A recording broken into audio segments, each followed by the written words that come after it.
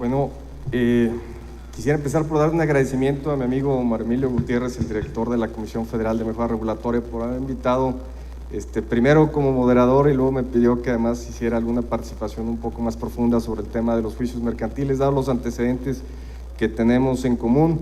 También agradezco que me permita compartir este panel con personalidades como el doctor Jorge Silva y el doctor Sergio Medina, a quienes les agradezco que nos estén acompañando el día de hoy para compartirnos sus experiencias en este tema que implica uno de los indicadores para poder hacer que el cumplimiento de los contratos sea más efectivo y con ello poder transmitir una sensación de un Estado de Derecho más amplio, lo cual obviamente atrae inversión.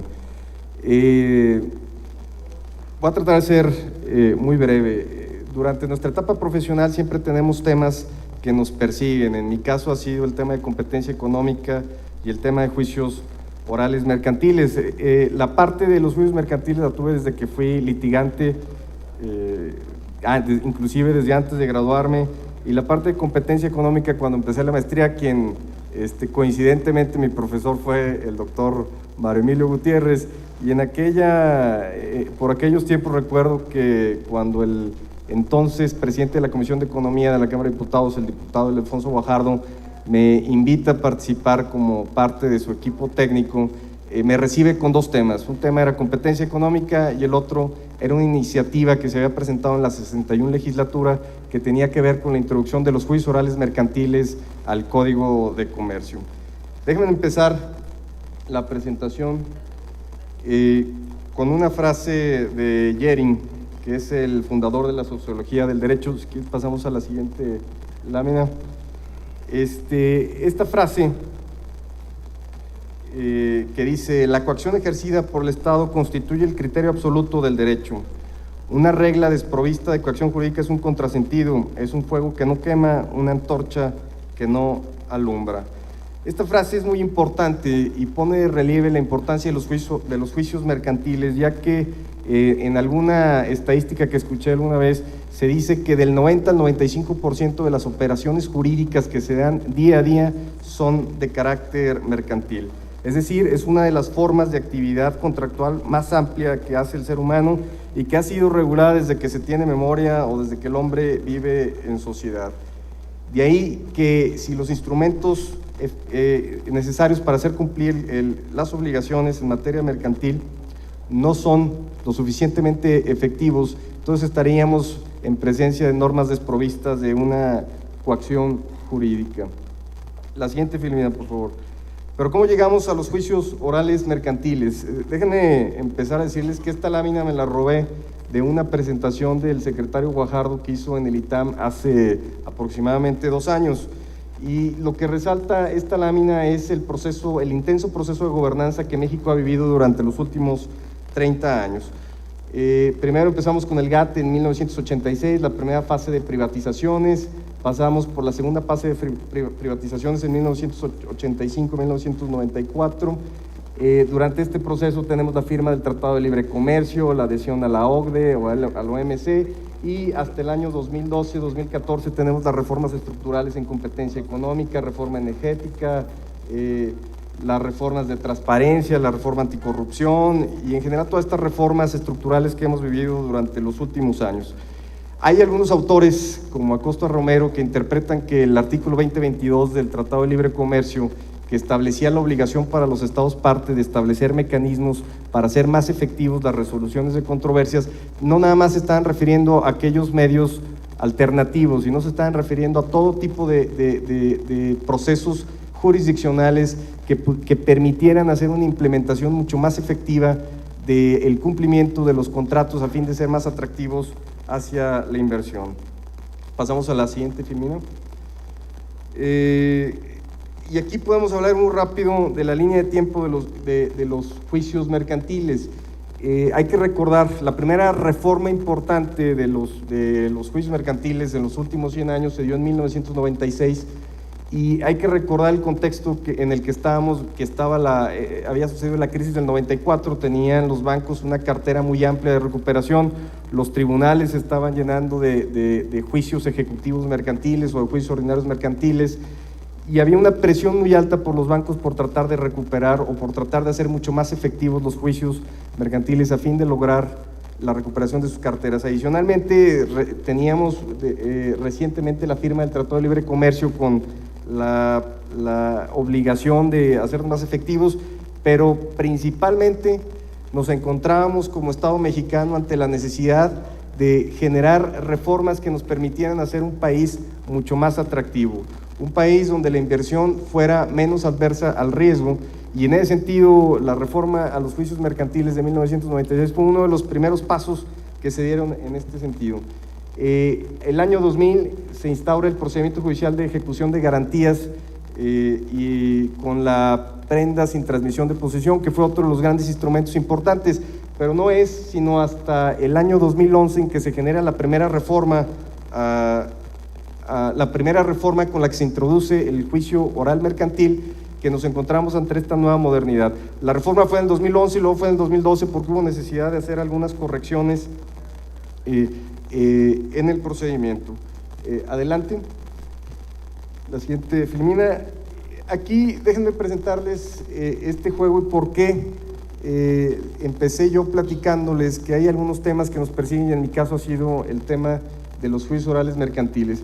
En el año 2009 me encontraba yo realizando la maestría y como parte de la maestría llevaba una materia que se llamaba Teoría de Juegos.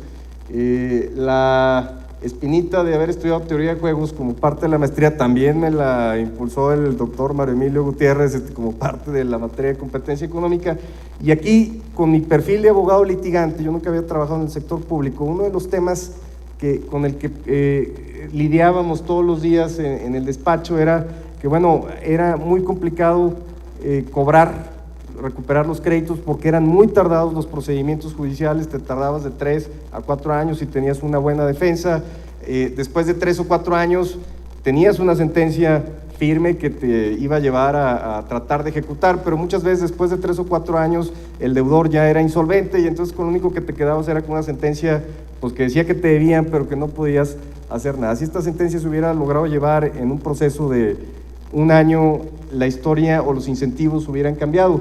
Y entonces uno de los problemas que nos estamos planteando en este juego era si cumplir las obligaciones era mejor opción, era una buena opción.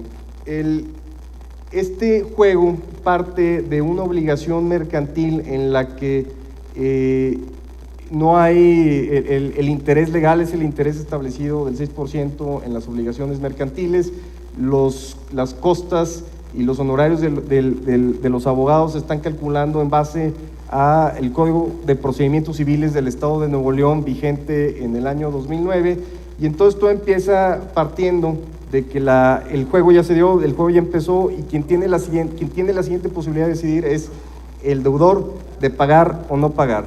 Lo interesante de esto es que a lo largo del modelo, una vez que empezamos a calcular el monto de la obligación, más el interés que se podía cobrar, más los gastos del juicio que se originaban durante el proceso de los 3 o 4 años, más el tiempo, y además se le establecía un proceso de una variable en la que podemos establecer la posibilidad de, además de tener una sentencia probable o no, y la posibilidad además de que se insolvente al final del día el deudor, nos llevaba a que si el monto de la obligación era muy pequeño, era prácticamente nulo el incentivo que tenía el acreedor para demandar, puesto que la propia lógica nos llevaba a ese resultado, pues que si la obligación era muy pequeña y los gastos del juicio se duplicaban o se triplicaban o eran 4 veces mayores a lo que ibas a demandar, pues no tenías ningún incentivo para llevar el juicio. Y en ese mismo sentido, quien cumplía la obligación, pues tampoco tenía ningún incentivo para pagar.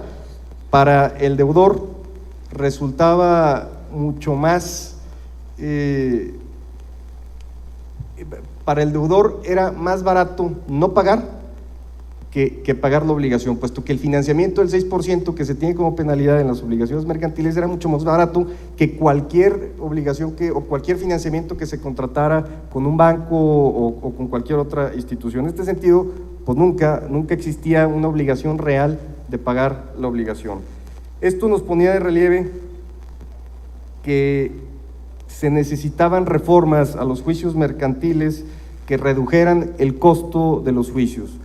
Necesitaban reformas que para el cumplimiento, para hacer efectivo el cumplimiento de contratos, se movieran los incentivos de tal manera de que demandar fuera una mejor opción y en ese mismo sentido se creara el incentivo para el deudor de pagar. Y cuando yo llego con el entonces diputado Ildefonso Guajardo a la Cámara de Diputados y me enseña la iniciativa de los juicios orales mercantiles, pues comprenderán que el equipo técnico de la Comisión de Economía se sintió con un amplio compromiso de apoyar esta iniciativa y no por nada el entonces diputado se convirtió en el principal aliado en el Congreso de impulsar los juicios orales mercantiles en el país. Durante su proceso de la reforma en la Cámara de Diputados hubo algunos temas que nos dedicamos a tratar de corregir y a tratar de dejarlo muy claro. Uno fue que el tema de oralidad en materia mercantil no implicara la necesidad de hacer inversiones exorbitantes en infraestructura. Es decir, partíamos de que todavía, más o menos en el 2009, teníamos tribunales en algunas entidades federativas que se encontraban a 300 o 400 kilómetros de la capital, que no tenían internet, que seguían utilizando máquinas de escribir y que de repente establecerles la obligación de instaurar unos juicios orales mercantiles que necesitaran medios electrónicos sofisticados para estarlos grabando, iban a hacer que esta reforma estuviera destinada al fracaso. Entonces, uno de los primeros temas que nos dimos a la tarea en la Cámara de Diputados fue lograr que esta reforma no necesitara infraestructura adicional. El otro gran tema en el que nos concentramos fue hacer que los abogados no necesitaran nueva capacitación para poder llevar estos juicios, es decir, que siguiendo la propia formación, la propia instrucción que ya teníamos adquirida hasta ese momento como abogados, que la habíamos adquirido en nuestras universidades, fuera suficiente para llevar este tipo de juicios. Esto, por supuesto, implicaba que la aplicación de la reforma iba a tener un costo muy bajo y yo creo que ese es uno de los motivos de los cuales podemos hoy hablar como un caso de éxito. Siguiente filmina, bueno, ya parece ser que ya les falló. La siguiente filmina era hablar un poco también de los antecedentes. En Nuevo León no podríamos hablar de los juicios orales mercantiles sin hablar del antecedente de los juicios orales de arrendamiento de Nuevo León. En Nuevo León los juicios orales de arrendamiento se instauraron en el 2006 y la verdad es que fueron un éxito rotundo porque mientras que los juicios de arrendamiento se llevaban de 2 años y medio a 3 años, de repente una vez que entra en juego la reforma, en 6 meses teníamos sentencias que estaban listas para irse a ejecutar. Eso cambiaba de manera radical los incentivos en la contratación de arrendamiento en Nuevo León. Y aquí hay un dato curioso. Algunos de las experiencias que se tuvieron en el Tribunal de Nuevo León nos llevaron a meter algunos candados y a generar algunas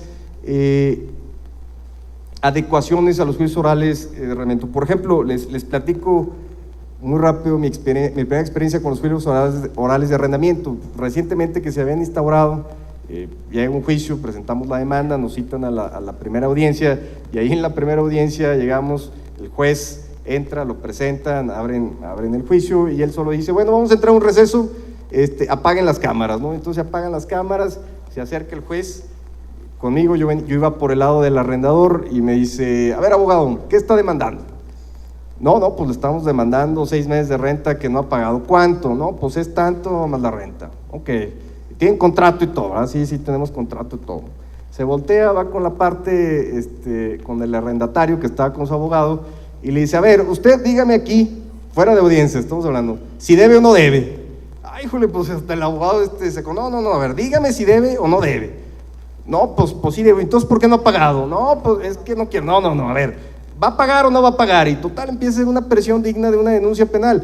La verdad es que en ese momento, dada nuestra novatez, tanto del juicio de quien me ahorro su nombre en este momento, a la fecha ya está prescrita cualquier responsabilidad del funcionario, pero dada la novatez tanto del juez como de los propios abogados, la verdad es que pues estábamos todos sacados de onda. Yo, la verdad, como abogado actor, pues estaba todo a dar, el juez estaba haciendo toda mi chamba, ¿no? Y él se está encargando de increpar al arrendatario, de cobrarle, de presionarlo para llegar a un acuerdo. La verdad es que eso era un abuso, y temas como fueron candados de los que le pusimos a los juicios orales mercantiles a fin de que en la etapa de conciliación, por ejemplo, lo que se dice dentro de la etapa de conciliación no pueda ser usado durante el juicio o se acabe ahí, porque de otra manera la etapa de conciliación también perdería la transparencia y no permitiría que las partes de una manera más honesta pudieran llegar a un acuerdo.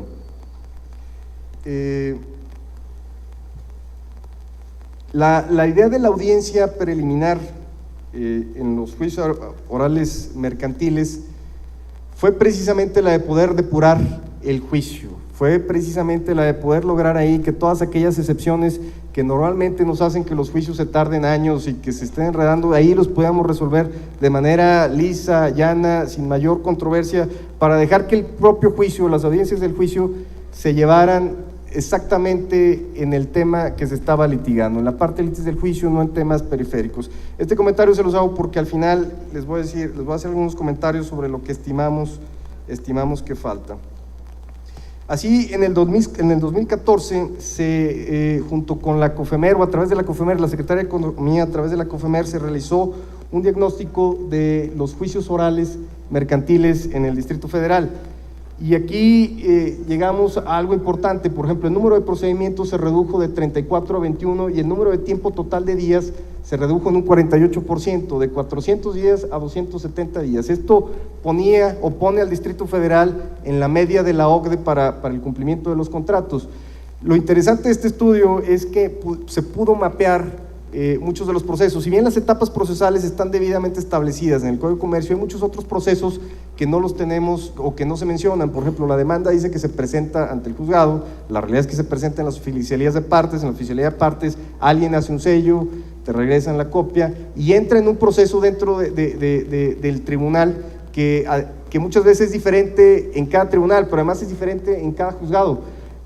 Llega al juzgado, en el juzgado se pasa a un secretario, el secretario vuelve a hacer una anotación, se hace una anotación en el libro, se le pasa a un escribiente, a uno de los abogados secretarios que hace la propuesta de acuerdo para poderlo acordar la admisión de la demanda, esa admisión de la demanda se le presenta al juez y hay una serie de procesos intermedios que si bien no están mapeados o si bien no se mencionan dentro de los procesos orales mercantiles, sí suceden en la especie y este tipo de procesos son en los que podemos mejorarlos a fin de poder lograr que eficientemos más todavía la aplicación de los juicios orales mercantiles, hacerlos más rápidos y homologarlos a nivel nacional. Esto es el éxito y uno de los éxitos del diagnóstico que se realizó en el Distrito Federal.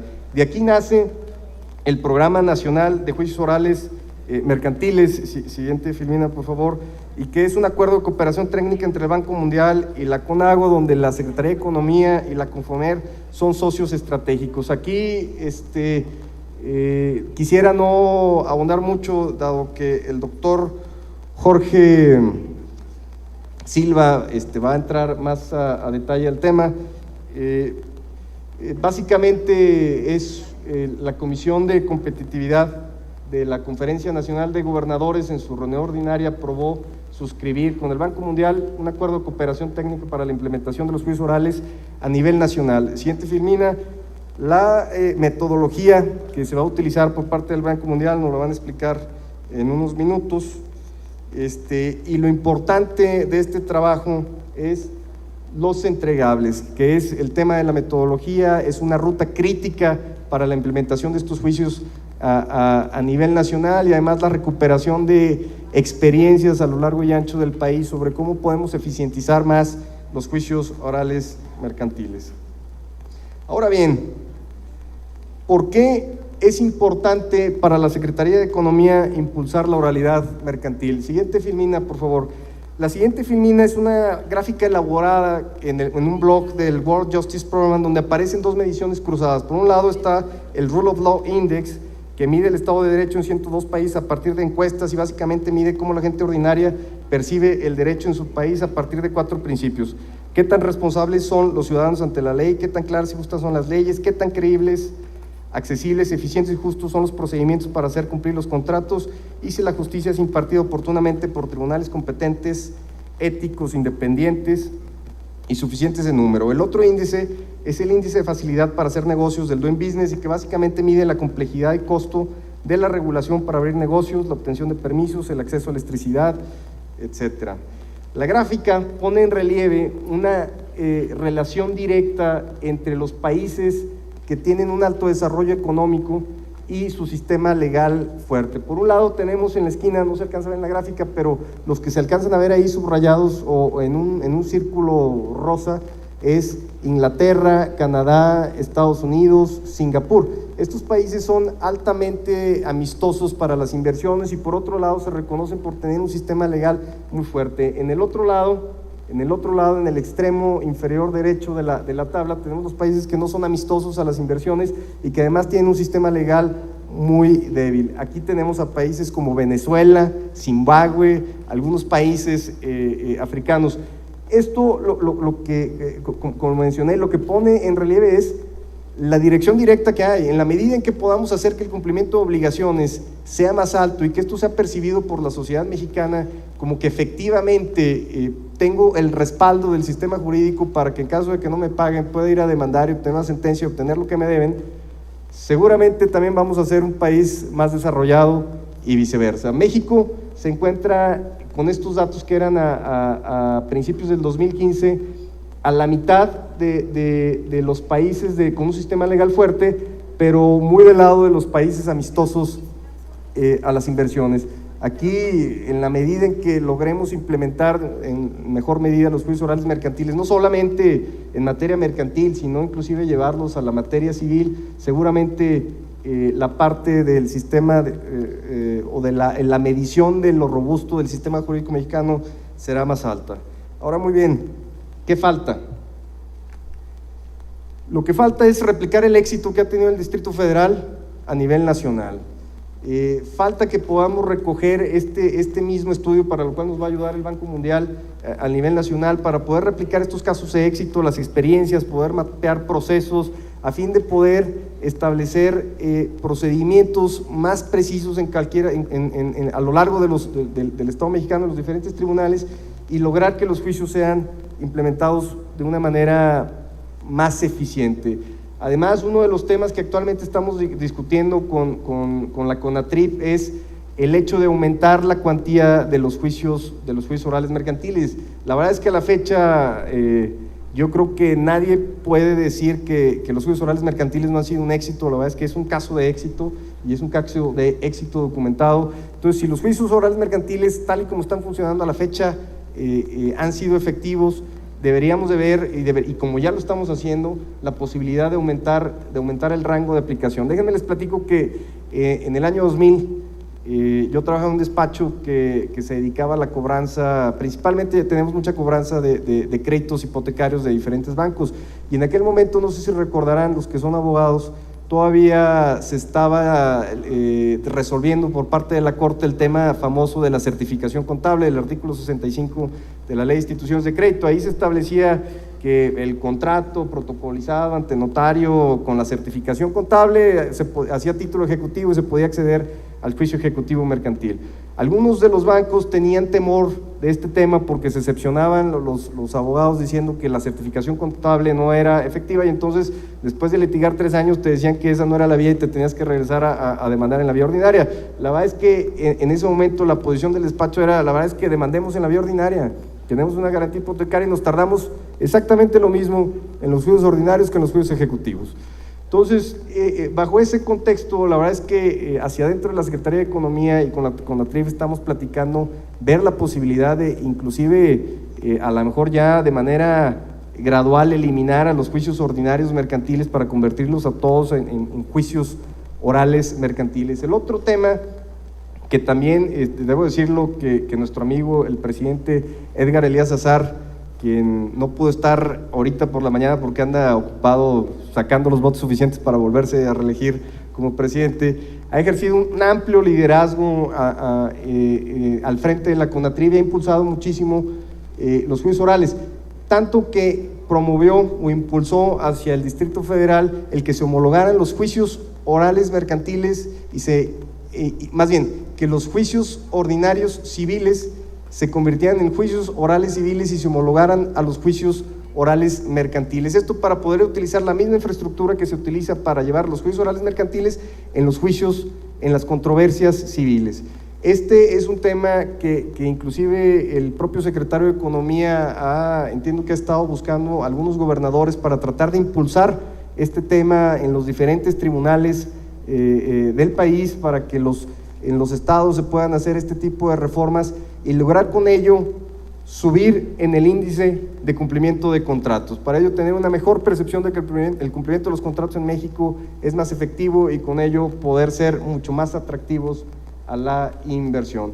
El otro tema es el crear un juicio ejecutivo mercantil oral. En alguna ocasión el magistrado Edgar Elías mencionó que los que sabían de este tema decían que los juicios ejecutivos mercantiles estaban bien como estaban. La verdad es que es un tema que debe debatirse, lo debemos debatir, porque si por un lado estamos teniendo muchísimo éxito con los juicios orales mercantiles, no veo por qué no debamos de seguir ese mismo camino. Muchísimas gracias, y ahora sí los dejo con mis compañeros.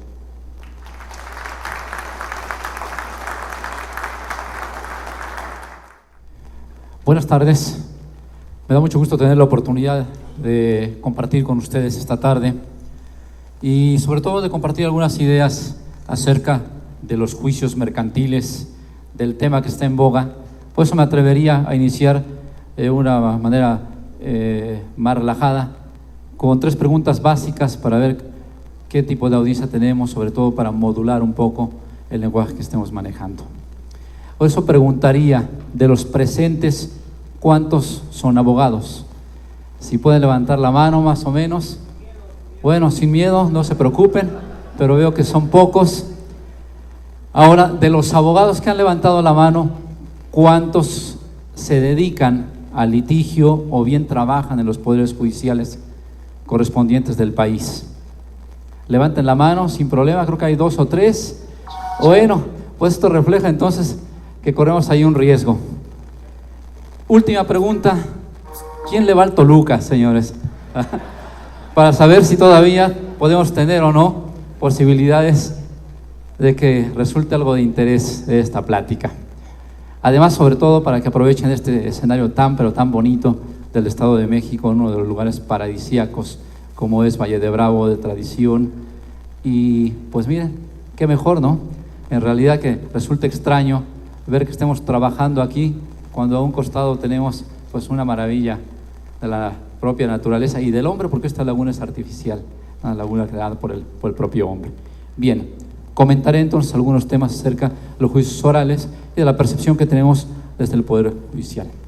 Y seguramente muchos de los que no son abogados dirán, ¿qué tiene que ver los poderes judiciales o qué tienen que ver los juicios en este tema de mejora regulatoria?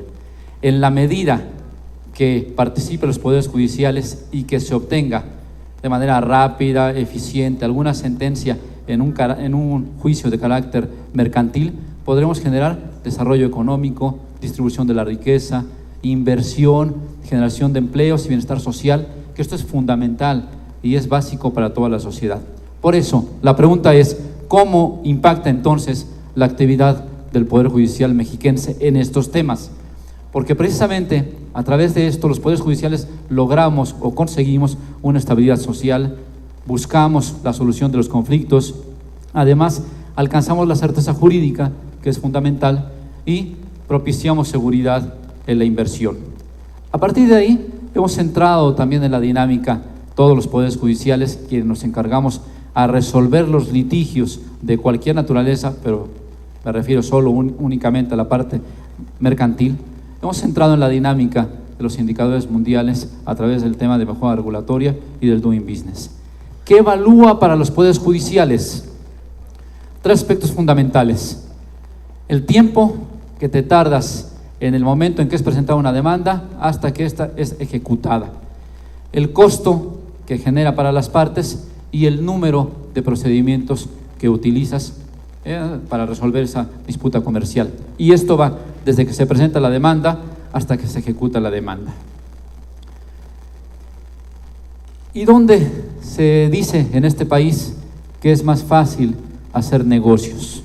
De acuerdo a las clasificaciones que todos conocemos, aquí donde están ustedes hoy, en una región del Estado de México, se ocupa el Estado de México el lugar número 9 de 19 dentro de este ranking.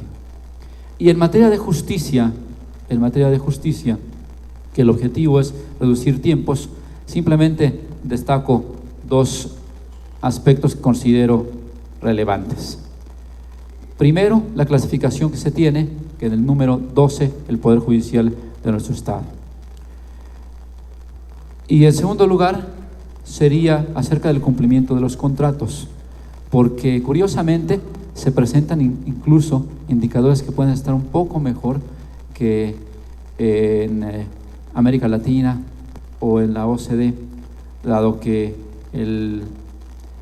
la parte que fue motivo de evaluación por el Banco Mundial, que fue una región del Estado de México del Norte que se llama Tlalnepantla, pues tiene más o menos esos tiempos que ven en la primera columna, 350 días de resolución con un costo de 25.2 pesos y 37 procedimientos, y que en muchos otros escenarios se reduce en menos. Por eso, ¿cuál es el estatus que tiene la justicia mercantil en el Poder Judicial del Estado de México?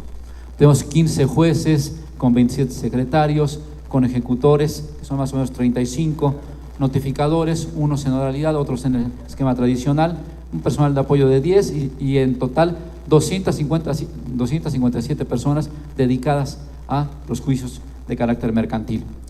Y dentro de esto se ha implementado a través de estos pasos. En el año 2013 se inicia la operación de la oralidad. Se crean los juzgados, se crean las centrales de notificadores. En el 2014 se generan programas de visita de supervisión, oficinas de peritos sobre estos temas y también una primera capacitación en materia mercantil. En el 2015 iniciamos un fortalecimiento de la plantilla y además un ambicioso, muy ambicioso programa de plan de mejora que abarca los ejes de los cuales doy cuenta a este auditorio. El plan de mejora abarca una planeación, una normatividad, una capacitación, mediación, innovación, sistema de evaluación y además investigación. Y rápidamente voy a comentar alguno de ellos. La planeación. Parte de la pregunta básica, ¿dónde estamos en el Poder Judicial? Y pretendemos darle respuesta a esto a través de un diagnóstico que se hizo precisamente checando las mejores prácticas. En segundo lugar, ¿hacia dónde vamos? Y la respuesta la tenemos aquí, determinando los objetivos. Y la tercera, ¿qué haremos? Y surge entonces la idea de formular una estrategia al interior del Poder Judicial del Estado de México. Y esta estrategia, sin duda, fue generar el Plan de Desarrollo Estratégico, que marca la visión y la misión que por primera vez con carácter innovador tiene el Poder Judicial del Estado de México. Y que estoy seguro que incluso superará a nuestros colegas del Distrito Federal, del cual es partidario aquí nuestro colega ponente, pero estoy seguro que el Estado de México, en ese estado que es todavía mayor en población, resultará todavía mejor evaluado. Bien, ¿qué hacemos en este plan de mejora? Lo que nos hemos dado a la tarea de hacer a través de este plan de mejora en la materia mercantil, estoy hablando solo de una de las materias que componen toda la estructura del Poder Judicial. Primero, la búsqueda de las mejores prácticas, que esto es fundamental. En segundo lugar, una vez que encontramos las mejores prácticas, se crea por primera vez un comité interno de mejora regulatoria, con la composición que ven ahí. Participan magistrados, participan jueces, participan secretarios, participan centrales de notificadores, participan asesores técnicos y personas de planeación. A partir de ahí, de este comité de mejora, llegamos para la normatividad. ¿Qué se hace en materia de normatividad?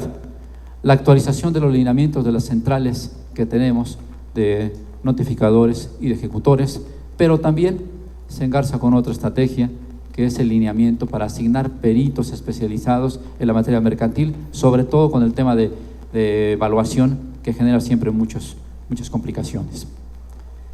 Y además, la posibilidad para el cumplimiento de las sentencias, algo de lo que se habló aquí. La mejor sentencia no vale la pena si no se puede ejecutar. Por eso hemos desarrollado mecanismos con las instituciones de seguridad estatal, municipal, para poder lograr la ejecución de las sentencias y hacerlo también en tiempo récord. Paso a la parte de la capacitación. En la parte de la capacitación quiero transmitirles que hemos generado también una certificación, un programa de certificación para nuestros notificadores y ejecutores. Es el único que se hace en el país. De hecho, hasta antes de este procedimiento no había una certificación de los notificadores en ninguna materia, menos en la mercantil. Actualmente ya tenemos un programa para certificar, reconocido por la instancia federal de conocer. Además, generamos una forma distinta de enseñar a nuestros compañeros que trabajan en el Poder Judicial, estableciendo un sistema de competencias que implica saber ser, saber conocer, saber convivir, saber hacer, que es toda una estrategia compleja, sumamente compleja, pero que trata de llevar cada día más el plano de la realidad a las aulas y viceversa. Quiere decir que de hecho diseñamos también un simulador de casos que es similar a este que ven aquí. De hecho es este que ven aquí, donde nuestros notificadores y ejecutores simulan que están haciendo notificaciones y ejecuciones en la calle, y por supuesto se enfrentan pues a todas las adversidades que comúnmente enfrentamos quienes hemos pasado por esas vicisitudes. Este es, por ejemplo, el ejercicio de alguna de las prácticas donde se simula una casa, donde llega el que está preparándose para notificador, normalmente para hacer su notificación de la mejor manera, pero más allá de saber los artículos correspondientes para hacer notificaciones, la idea es que los aplique, porque esto genera no solo el conocimiento, sino genera las habilidades para poder conocer ante qué se enfrenta. Y para esto utilizamos actores simulados, a veces abogados, a veces a través de convenio de la universidad, que nos permite observar, analizar y depurar los errores que cometen, como lo vemos aquí con esta persona que simula ser un notificado, donde se analiza entonces cuál es su desempeño, qué hizo bien, qué hizo mal, qué le faltó o qué le sobró.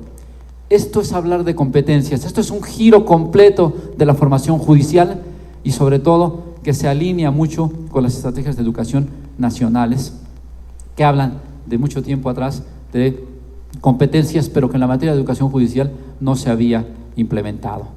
Así es que aquí en el Estado de México tenemos la fortuna de tener el simulador y el esquema y el modelo para implementar competencias y desarrollar así el trabajo, pues como vemos con el notificado, cómo se pone complicado, no quiere que le reciban la notificación, y mientras el notificador está asentando tranquilamente ahí lo que está percibiendo, pues la otra persona empieza a hacerle algún tipo de agresión, etcétera, etcétera. Eso es práctica en campo que del terreno judicial se lleva entonces ahora como un plus que tiene el Estado de México a través de la Escuela Judicial del Estado de México. Bien, finalmente, los exámenes de control de confianza. Es la primera vez que alguna entidad también implementa exámenes de control de confianza para los ejecutores y notificadores, y también lo estamos haciendo buscando certeza jurídica, ética y transparencia, como tanto se ha hablado aquí en este foro. La mediación. La mediación es una forma alterna de resolver conflictos, procurando que no se judicialicen o que aquellos que han sido judicializados se resuelvan de manera alterna por otros esquemas que buscan una solución pacífica del propio conflicto. Tenemos implementados entonces mediadores especializados en materia mercantil en cada región, y para ello también hubo la necesidad de capacitarlos a través de los cursos correspondientes. Bien, innovación y gestión integral. Buscamos entonces simplificar los trámites, como se ha dicho, optimizar recursos, acercar también la ciudadanía al propio ciudadano, acercar la justicia al ciudadano, y por eso hemos implementado también algunas estrategias concretas.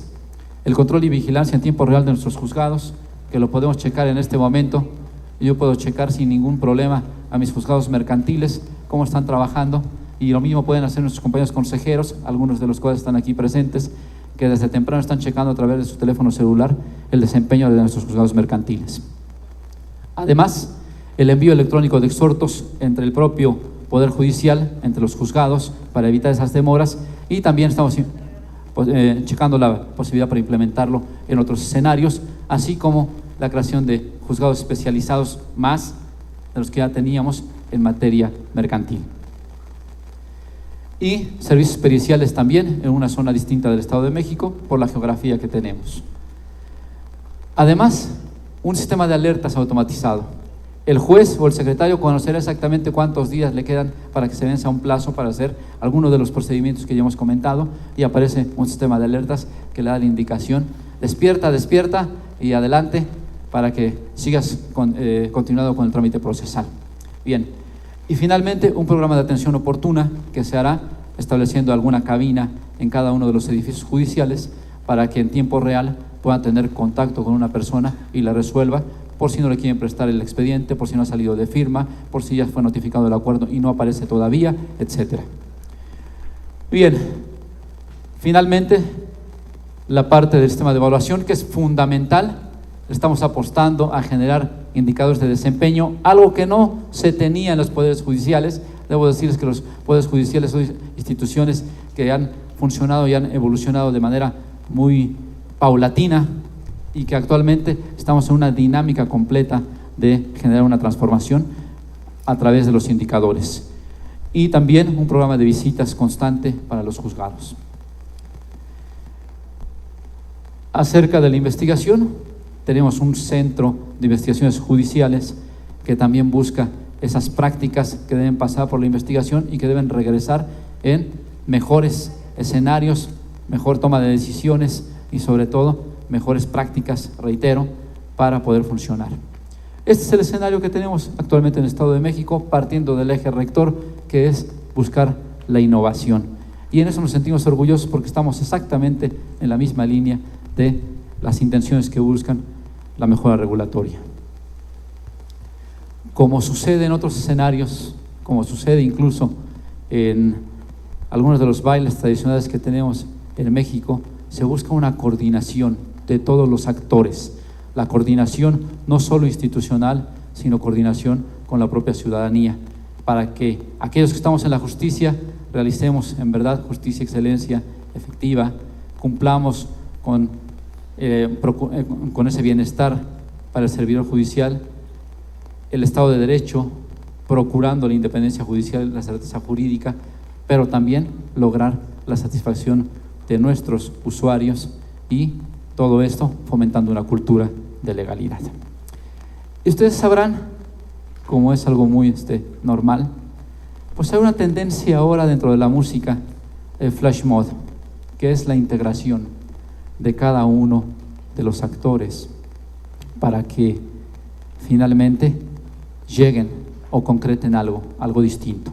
Es lo que queremos hacer al interior del Poder Judicial, que en un escenario social cualquiera de pronto aparezca alguien que diga: aquí está Poder Judicial, pero no puede actuar solo, necesita del apoyo de otros compañeros, necesita del apoyo de más personas que poco a poco se integren así en esos escenarios aislados, donde pareciera que el Poder Judicial va por una línea distinta, va por un escenario completamente distinto, va aislado a veces, que es oscuro, que poco se conoce de él, y sin embargo nos damos cuenta que poco a poco estamos generando escenarios distintos. Esa es la intención que tenemos al interior del Poder Judicial, y lo tenemos muy, pero muy trabajado y muy estudiado. Le apostamos a la innovación y a que todos se vayan sumando a este esfuerzo para ser más los que pensamos en innovación, los que hablamos de mejora regulatoria, los que tratamos de indicadores, los que procuramos transparencia al interior de los poderes, los que queremos certeza jurídica, los que buscamos legalidad, legitimidad y sobre todo, confianza. Palabra mágica que logra grandes cambios. Queremos generar confianza y ser las mejores instituciones dedicadas a la impartición de justicia en el país. Les agradezco mucho su atención y me reitero a sus órdenes.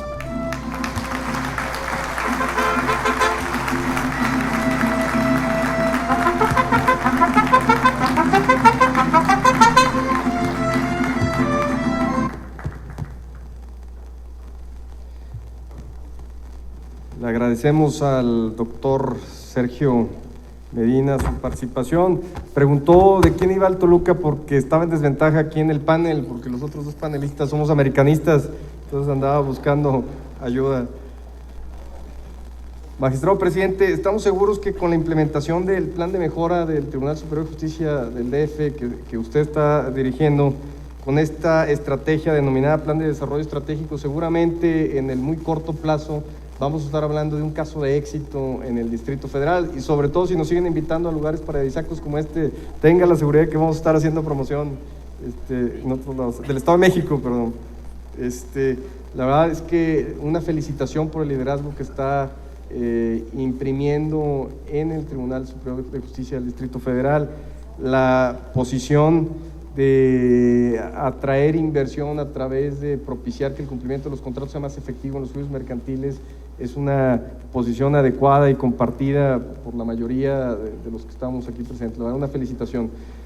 Ahora, sin más preámbulo, le dejamos la palabra al doctor Jorge Silva para que nos comparta su presentación. Muchas gracias a todos. Especialmente quiero agradecer, esta vez y de manera muy sentida, desde el Banco Mundial a nuestro colega María Emilio, que nos hizo el honor de invitarnos a este importante evento. En el banco tenemos una tradición ya larga, de varios años, pero también pues muy intensa de trabajo con la COFEMER, y sin duda María Emilio, con quien nos hemos reunido varias veces en México, en Washington, pues reitera este compromiso de parte de la COFEMER para seguir trabajando con el Banco Mundial en diferentes temas relacionados con la mejora regulatoria. María Emilio, muchas gracias.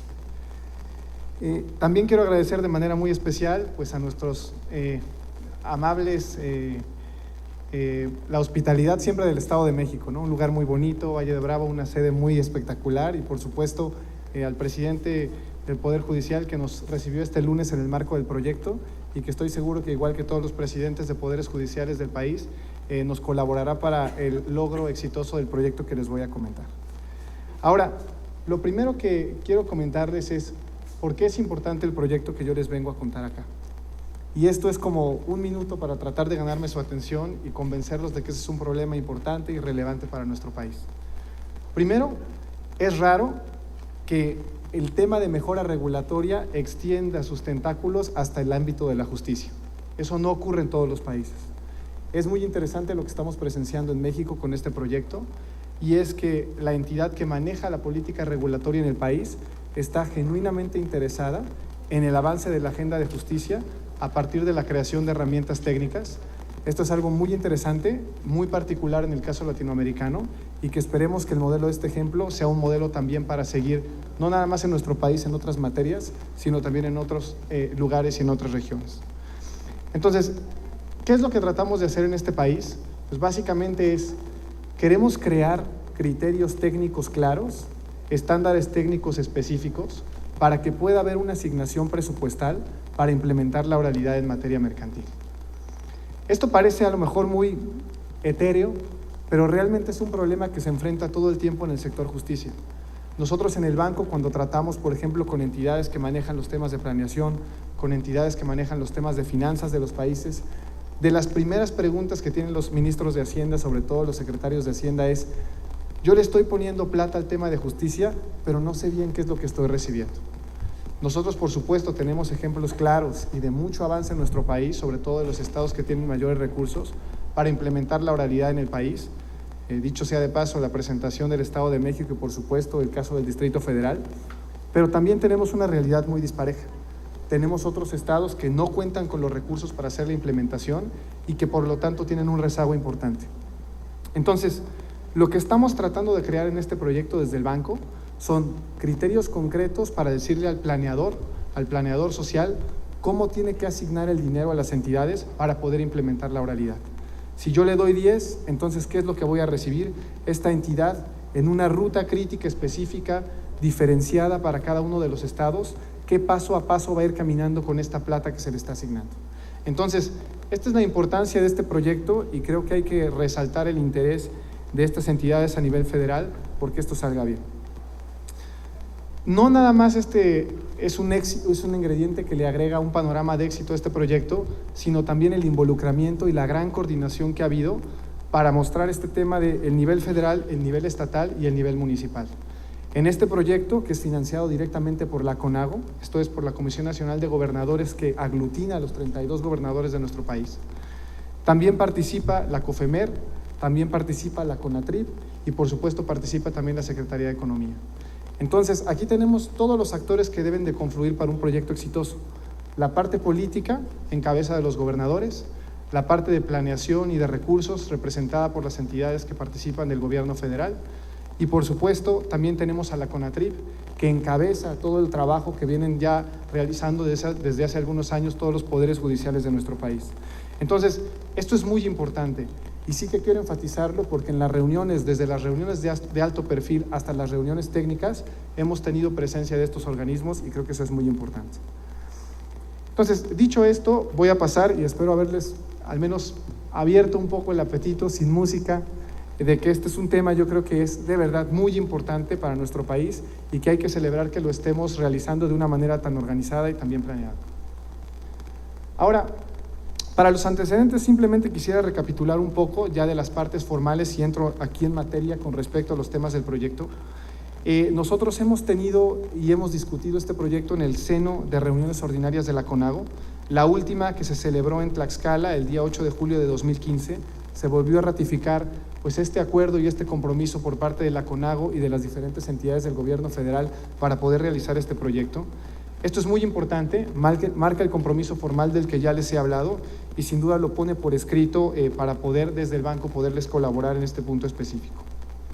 Ahora, un poco sobre la motivación y simplemente 3 temas que creo que son importantes para nosotros antes de exponerles de manera muy breve la metodología. Lo primero es, ¿dónde encuadramos esta iniciativa? Esta iniciativa nosotros la encuadramos en los temas relacionados con justicia cotidiana. Si ustedes bien recuerdan, hace poco tiempo, el presidente Peña Nieto, específicamente el 27 de noviembre de 2014, realizó este mensaje de Por un México en paz, con justicia y desarrollo, donde encomienda al CIDE realizar una investigación con respecto a ciertos temas de justicia cotidiana. Este documento que emite el CIDE el 27 de abril de 2015 presenta 217 recomendaciones y 20 propuestas para un plan de acción, siendo una de estas propuestas precisamente el Programa Nacional de Juicios Orales Mercantiles, encabezado por la Secretaría de Economía, por la COFEMER, por la CONAGO y por la CONATRIP, y que presenta pues precisamente el proyecto que nosotros venimos dando acá. Entonces, eso es importante. La justicia en nuestro país y la justicia de la mayor cantidad de usuarios, de ciudadanos, no es justicia penal. Es justicia mercantil, es justicia laboral, es justicia familiar y es bueno que esta iniciativa vuelque su interés hacia estos temas importantes. El segundo punto, y es el que presento aquí, es la oportunidad de la oralidad como un cambio organizacional. Si bien es cierto que no hay a lo mejor estudios tan rigurosos con respecto a que la oralidad puede reducir el tiempo de un juicio, aunque si bien es cierto la evidencia anecdótica apunta mucho hacia allá, sí hay que decir que la oralidad es la oportunidad más importante para introducir cambios organizacionales de fondo en los tribunales. Esto es, y como ya presentaba antes nuestro colega del Estado de México, el doctor Sergio, hay una concepción completamente distinta del juez que maneja un tema de manera escrita y del juez que maneja un tema de manera oral. Hay una preparación diferente, hay un acercamiento completamente distinto a las partes y hay una gran oportunidad para innovar cosas importantes dentro del despacho que redundan en un mejor servicio para el ciudadano. Entonces, este es el segundo punto por el cual este tema de la implementación de la oralidad en materia mercantil es importante. Y al final, pero sin duda no de menor importancia, es la relevancia de la justicia mercantil. La justicia mercantil es sin duda una condición importante para los inversionistas nacionales, para los inversionistas internacionales. Es de todos conocido el índice de Doing Business, que en particular en su dimensión de ejecutabilidad de contratos mide a todos los países del mundo, o buena parte de los países del mundo, y que incluso en México existe un Doing Business a nivel subnacional. Entonces, sin duda que los resultados de este proyecto van a nutrir mucho el debate en torno a lo que tiene que ver con la relevancia de la justicia mercantil y cómo mejorarla, en particular con los temas relacionados con la oralidad. Hecha esta exposición de la motivación, ahora sí voy a presentarles de manera muy breve el objetivo y los alcances del proyecto. Básicamente, este proyecto, ¿en qué consiste? Las palabras clave acá son ruta crítica e indicadores. Nosotros empezamos realizando un documento metodológico que presenta básicamente la metodología que yo les voy a exponer, obviamente con muchísimo detalle. Nosotros recapitulamos en este documento metodológico las mejores prácticas también de implementación de oralidad en materia mercantil y en otras prácticas en la región y en todo el mundo. Una ventaja creo que tiene el banco en estos temas es que nosotros trabajamos estos temas en muchos países y en muchos países que comparten algunos de ellos características con México, especialmente los países de la región. Entonces creo que hay muchas experiencias interesantes que sin duda nosotros recapitulamos en este documento metodológico, en particular de los países, digámoslo así, más hermanos y más pares, ¿no? En algunos aspectos, como puede ser Colombia, como puede ser Brasil. El segundo punto de este trabajo es el diagnóstico que nosotros realizamos con base en visitas a los 32 estados de la República. Nosotros al día de hoy hemos visitado Estado de México, Distrito Federal, Pachuca y también, creo que estamos hasta ahí en Pachuca, mañana nos toca Puebla. Entonces, el documento de diagnóstico lo que presenta es cuál es el estado actual de la implementación en materia mercantil en México, pero no con base en un ejercicio de escritorio, sin decir que el ejercicio de escritorio no lo hemos realizado con anterioridad, sino con base en visitas a los 32 estados de la República, en escuchar a los jueces, a los magistrados, a los encargados de las comisiones de mejora regulatoria, incluso en algunos estados, y ahora voy a volver a ese punto, en que nos cuenten su experiencia con la implementación de la oralidad. Posteriormente, lo que nosotros hacemos es una metodología para clasificar a los estados. ¿Y por qué esto es importante? Porque la implementación de la oralidad y de cualquier tipo de materia, en este caso oralidad en materia mercantil, no es igual en los diferentes estados, no es igual en las diferentes regiones. No podemos decir que la justicia, por ejemplo, en el Estado de México o en el Distrito Federal es igual que la justicia, por ejemplo, en Tlaxcala o en Chiapas o en Oaxaca, donde incluso podemos tener un componente diferencial, por ejemplo, de población indígena. Entonces, nosotros sí que somos cuidadosos en que en las visitas de campo, donde además nos acompaña siempre o bien alguien del equipo de COFEMER, de la Secretaría de Economía o de la CONATRIB, nosotros tengamos el cuidado debido en reflejar en la metodología estas diferencias regionales. Y el último punto de la metodología, que es, digamos, al que le voy a dedicar un poco más de tiempo para exponerle a ustedes, es la fijación de una ruta crítica y de los estándares de implementación de la oralidad. Y dicho en palabras súper llanas, ¿qué es esto? Pues imagínense que al final del proyecto, después de haber hecho este trabajo de campo, etcétera, lo que nosotros vamos a tener básicamente son ciertos indicadores a partir de los cuales los estados en el tiempo pueden medir su progreso en la implementación de la oralidad. Conforme vayan midiendo ese progreso, además, para cada una de estas etapas, estos estados van a contar con documentos que les sirvan de insumos para implementar. Y aquí, para nuestros colegas que son abogados y que además trabajan en la impartición de justicia, pues no me van a dejar acá mentirles en el detalle, que lo hemos revisado en las entrevistas con algunos de ustedes.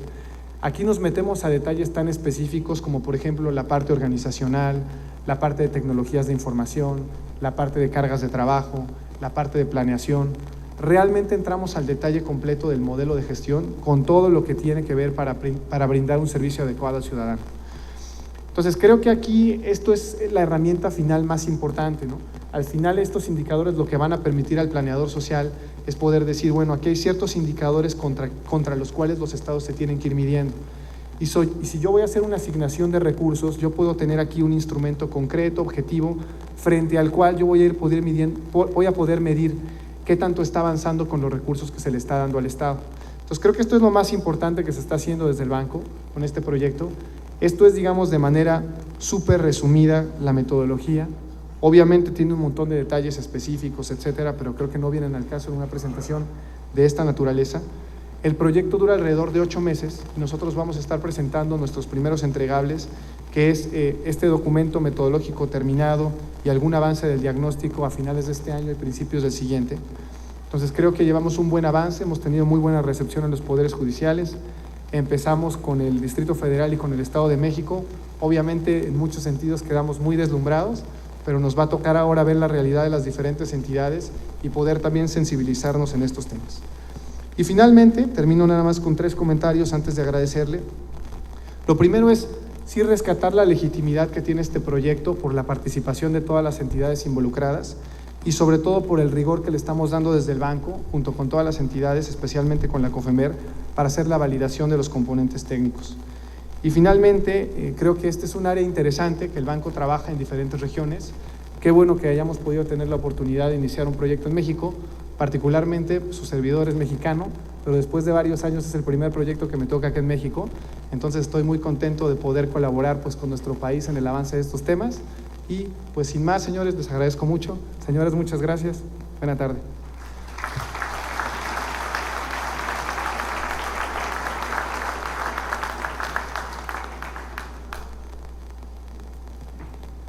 Agradecemos al doctor Jorge Silva su participación. La verdad es que nos congratulamos de que podamos utilizar la experiencia del Banco Mundial en la aplicación del Programa Nacional de Juicios Orales Mercantiles y además de que lo podamos estar estableciendo o enmarcando dentro de la iniciativa de justicia cotidiana. Sin duda los objetivos y alcances del Programa Nacional de Juicios Orales, como el recapitular experiencias, hacer un diagnóstico, la clasificación de los estados y la fijación de una ruta crítica a través de indicadores que nos permitan medir el progreso, va a ser indispensable para poder llevar a buen puerto la implementación de los juicios orales mercantiles. De antemano, muchísimas gracias. Ahora preguntaría si tenemos tiempo para una etapa de preguntas y respuestas. Doctor Mario Elías, ¿ya no? Nos disculpamos en ese sentido y daremos paso a la entrega de unos reconocimientos por parte de la gente del Estado de México. Muchísimas gracias. Vamos ajustados con los tiempos, es por esa razón, pero agradecemos de nueva cuenta en nombre del Gobierno del Estado de México la participación de nuestros panelistas. Quiero solicitar ahora respetuosamente al señor director general de la COFEMER, al maestro Mario Emilio Gutiérrez Caballero, nos honre con la entrega del reconocimiento al doctor Sergio Javier Medina Peñalosa, presidente del Poder Judicial del Estado de México.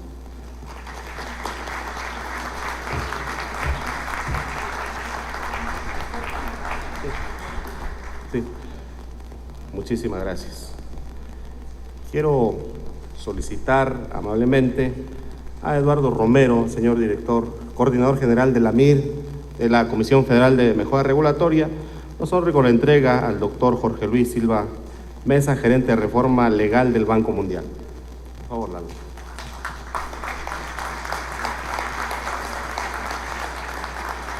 Muchas gracias.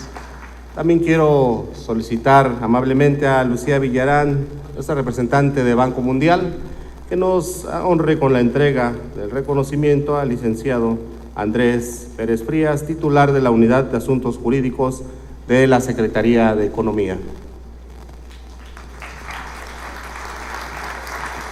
Gracias, Lucía.